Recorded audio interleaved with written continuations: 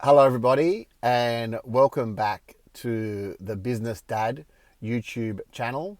My name is Graham China Richardson. I'm coming to you today from the front seat of my car. I'm in the back of my house. We've got a lane, and because my two boys, who are amazing, but when it comes to having quiet time in the house, it's never quiet. So I'm going to try doing this from the car. Hopefully it's good quality, sounds okay, but let's see how we go. And the main thing is it's all about the lesson, and hopefully you take some learnings from it.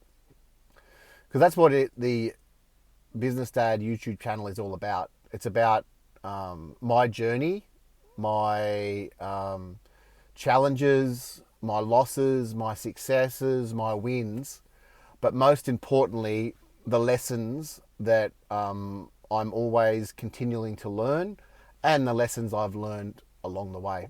So, for the viewers, if you could take those lessons, apply them to your day to day, and if that means that you get some value, then the objective of this channel is then a winner.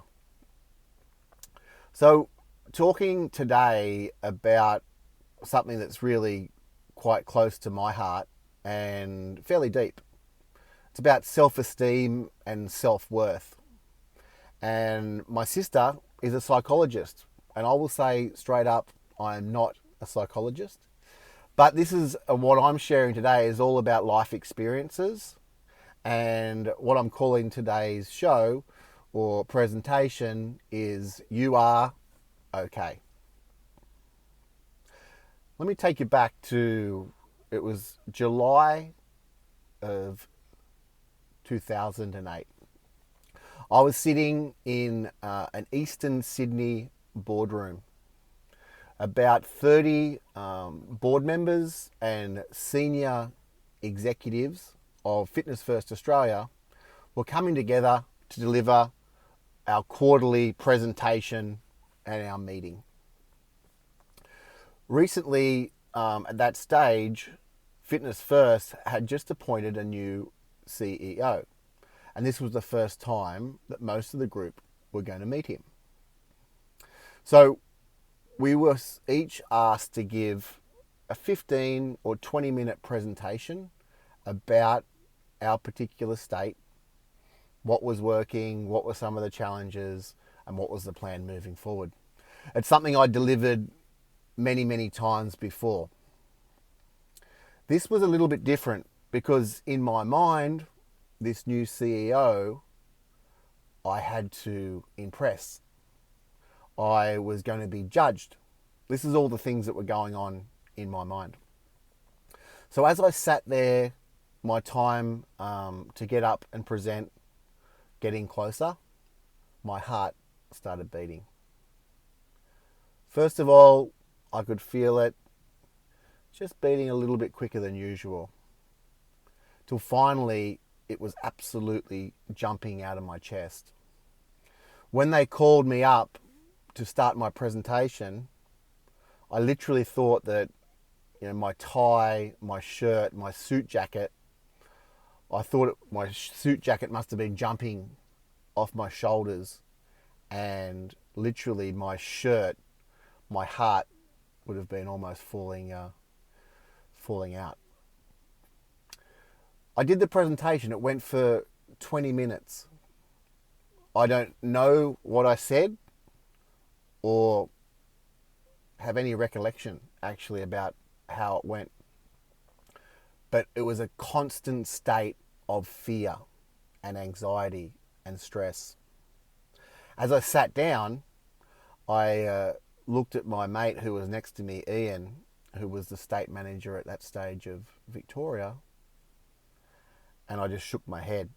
He said, "Mate, that was fantastic. You absolutely nailed it." I was like, "What?" So there I am, inside, scared, anxious, stressed. Yet on the outside, I've delivered this great presentation for 20 minutes that's engaging and right on point. But you can see there's a massive disconnect there. What's the issue? Why is it like this? I suppose the answer to this question for me and this journey goes all the way back to me as a young boy growing up. I was a pretty shy boy. My confidence in myself was quite low. Then I started playing basketball. Basketball was my love. By primary school, I was the captain of the New South Wales team going to the Australian Championships. By the age of 16, I was genuinely regarded as, the top handful, one, two, for my age, maybe the best player in the country. Back then, it wasn't about, if I'm going to play in the National Basketball League in Australia. My goals were around how many Olympics am I going to go to? What NBA team am I going to play for? And I was on that path, juniors, under 16s, 18s, Australian training squads, representing New South Wales throughout, captain, one of the key players. Then things started to go off the rails at about 17, 18, 19. I started to realize that my strength, my belief in myself was virtually non-existent. I had the skills, I had the talent, I had the ability, but it was up here that I wasn't able to capture. The pinnacle of self-destruction moment that I remember was I was playing for Cairns in a pre-season game, and we were playing against the North Melbourne Giants, which either that year or the previous year had won the National Basketball League Championship. As the starting point guard in this pre-season game, I was up against Darryl McDonald, a NBL superstar, a legend in America, NBA experience. And I went out on the court shaking, heart just pumping through my chest. In the warm-up, a guy that, has been doing this for 10 years plus and honed his skills, I was even struggling to make a layup. Obviously, I got on the court, the whistle blew, jump ball. After 3 minutes, I had 2 turnovers, made some bad passes, made some bad decisions. I think North Melbourne were up 10-0. We called a timeout. I got sat on the bench and didn't play again. So what's happening there? Why is that going on? Why is someone who has all the skills, has the talent, has the ability, and was unable to perform at that level? My confidence obviously was down to 0. What I realized was that my belief, my confidence, my self-esteem, my self-worth was all underpinned by my success as a basketballer. From primary school to all those junior teams to now playing at the highest level in Australia, but it all started to unravel. And it didn't unravel because of the skills, but it unraveled because of my belief in myself, what was between my ears.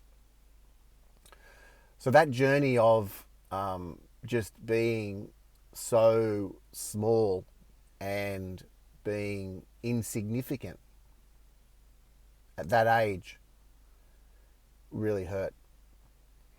Now I'm here, 24 years later, around about. And it's been a huge journey going from that boy who didn't believe in himself to someone that obviously you're talking or listening to today. And it's an ongoing process. The big thing that I remember, one of the keys was I've had great business coaches, I've had psychologists, and their sessions have just been invaluable. But one thing that really sticks in my mind, there was a guy called Bill, and he was a psychologist, and he talked about value-based decision making. He was out of St Kilda in Melbourne, and after 2 or 3 sessions, he asked me a question. And I'm not exactly sure what the question was, but I just remember tears literally streaming down my face. It was the first time I actually realized that I am okay. That it doesn't mean that to be you didn't make the professional basketball as an NBA and NBL. Actually, you didn't hit those goals, but that doesn't mean you're not a quality person. It doesn't mean that you haven't got gifts, talents, and abilities. And that day was a pivotal moment because I remember it's like, yeah, I am smart and I can be successful. And that's where I suppose the concept of, Graham China Richardson, I started to envisage, and we just called it Little China, as Little China was right, in my heart. And I would talk to Little China and say, you're okay. You've been through this before. You've got the skills, you've got the talent. Not only that, you're good. And so a lot of people probably listening today are like, China is outgoing, he's confident. And absolutely, I feel really comfortable in my own skin. But it's an ongoing journey. It's an ongoing work in progress. And I'm really looking forward to, the next 5, 10, 15, how many years I've got on this earth as I continue to grow and develop.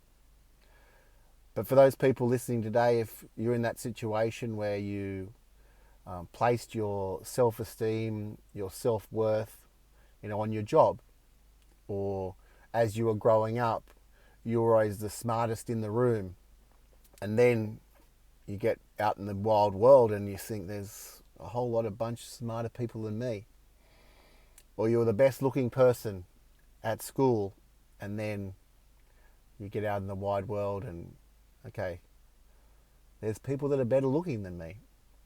Whatever it is, it's something. You're placing your self-worth on something that is external. For me, my ability to play basketball. For others, is their intelligence. For others, it's their money. It's their career. It's, you guys fill in the blanks. So I hope that today on this YouTube channel, The Business Dad, I hope everyone listening just takes a step back or just takes a breath and says, you know what, you are okay. We're on this journey together. It's a beautiful journey. There's highs and there's lows. And I hope from what we've talked about today, someone can go away and hopefully that resonates. For those people that would like to start up a bit of a conversation, you can find me China or Graham China Richardson via LinkedIn, And feel free to friend request or ask for a connection. And it'd be great to hear more about your story as we go along this life in the middle of the coronavirus right now. You guys have a great rest of your day, and thanks for joining me. Goodbye.